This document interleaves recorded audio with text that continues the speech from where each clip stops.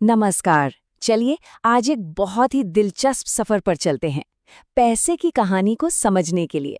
आखिर ये पैसा है क्या, आया कहाँ से और ये काम कैसे करता है? आइए पता लगाते हैं। तो इस सफर में हम कहाँ कहाँ जाएंगे? हम शुरू करेंगे एक ऐसी दुनिया से जहाँ पैसा था ही नहीं, और वहां से होते हुए पहुंचेंगे सीधा उन नोटों तक जो आज हमारी जेब में है। तो सबसे पहले बात करते हैं उस दुनिया की जहां पैसा था ही नहीं, मतलब एक बहुत ही कॉम्प्लिकेटेड हकीकत। देखिए, पैसे की असली कीमत समझनी है ना, तो पहले ये सोचना होगा कि बिना पैसे के जिंदगी कैसी होती होगी। जरा सोचिए, एक ऐसी दुनिया जहां पैसा है ही नहीं, तो आपको अपनी सुबह की चाय कैसे मिलती? क्या आप चाय वाले को बदले में एक अंडा देते? सुनने में थोड़ा अजीब लगता है ना? तो पैसे से पहले ना दुनिया चलती थी बार्टर सिस्टम पर। इसका सीधा सा मतलब है चीजों और सेवाओं का सीधा लेन देन, मतलब सामान के बदले सामान।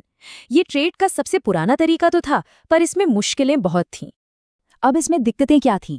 असल में 4 बहुत बड़ी दिक्कतें थीं। पहली, आपको कोई ऐसा इंसान ढूंढना पड़ता जिसे ठीक वही चीज चाहिए जो आपके पास है, और साथ ही उसके पास वो चीज हो जो आपको चाहिए। मतलब सोचकर देखिए कितना मुश्किल रहा होगा ये। दूसरी प्रॉब्लम, किसी चीज की सही कीमत कैसे तय हो? भाई, एक गाय के बदले चावल की कितनी बोरियां मिलनी चाहिए, कोई हिसाब ही नहीं था।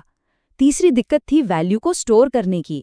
आप अनाज को हमेशा के लिए तो जमा करके नहीं रख सकते, वो तो खराब हो जाएगा। और चौथी प्रॉब्लम, चीजों को बांटने की। मान लीजिए आपको सिर्फ 1 किलो चावल चाहिए, तो क्या आप उसके लिए अपनी गाय का एक छोटा सा टुकड़ा काट कर देंगे? नहीं ना। तो अब आते हैं हमारे दूसरे पड़ाव पर, पैसा, यानी इन सारी मुश्किलों का हल। चलिए अब ये देखते हैं कि कैसे पैसे के आने से ये सारी की सारी प्रॉब्लम्स झट से सॉल्व हो गई। तो सवाल उठता है, आखिर ये पैसा है क्या? बहुत सिंपल है। पैसा वो कोई भी चीज है जिसे हम सब ने मिलकर मान लिया है कि हम इसे सामान और सर्विसेज के बदले में ले दे सकते हैं, बस। याद है वो बार्टर वाली प्रॉब्लम कि सही इंसान ढूंढना पड़ता था? पैसे ने उससे खत्म कर दिया। कैसे? मीडियम ऑफ एक्सचेंज बन के। मतलब अब आपको किसी को ढूंढने की जरूरत नहीं, बस पैसे दीजिए और अपनी जरूरत की चीज खरीद लीजिए। और वो गाय और अनाज वाली कंफ्यूजन, पैसे ने उसे भी सॉल्व कर दिया, मेजर ऑफ वैल्यू बनकर। मतलब अब हर चीज की एक तय कीमत है। इससे लेन देन कितना आसान हो गया है ना? और अपनी मेहनत की कमाई को जमा करने की जो दिक्कत थी, पैसा स्टोर ऑफ वैल्यू का काम करता है। ये अनाज की तरह सड़ता नहीं है, तो आप इसे भविष्य के लिए आराम से बचा कर रख सकते हैं।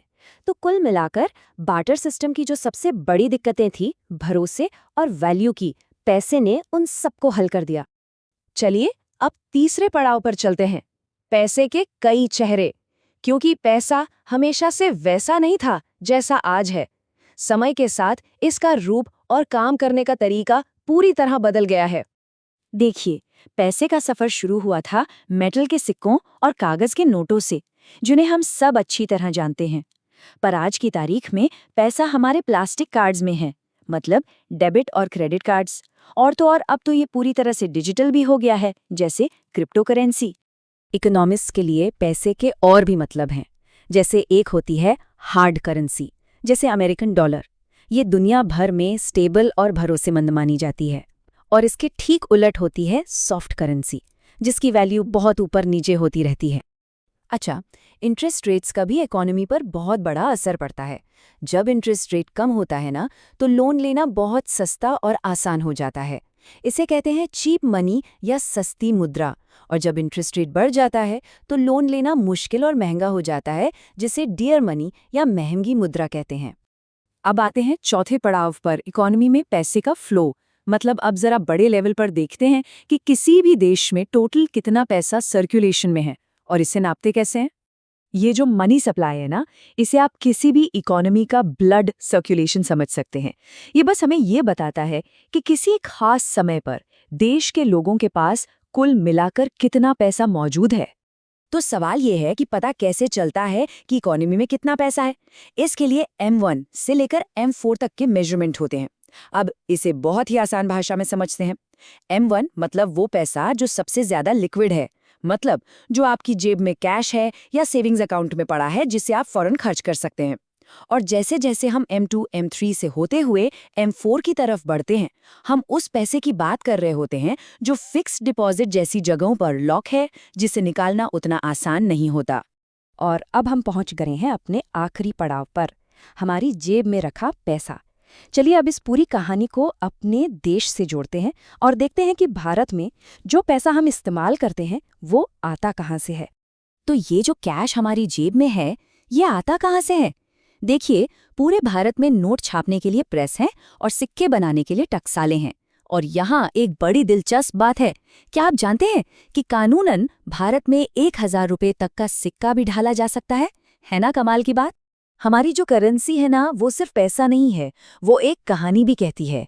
हर भारतीय नोट का एक अपना खास रंग है और उस पर हमारी राष्ट्रीय विरासत की कोई न कोई निशानी है। कोणार्क के सूर्य मंदिर से लेकर हमारे मंगलयान मिशन तक, ये हमारी पहचान है। तो जाते जाते एक सवाल छोड़ जाते हैं, जिस तरह से ई-रुपए जैसी डिजिटल करेंसी का जमाना आ रहा है, क्या लगता है एक दिन ऐसा आएगा जब ये कागज के नोट हमें सिर्फ म्यूजियम में देखने को मिलेंगे?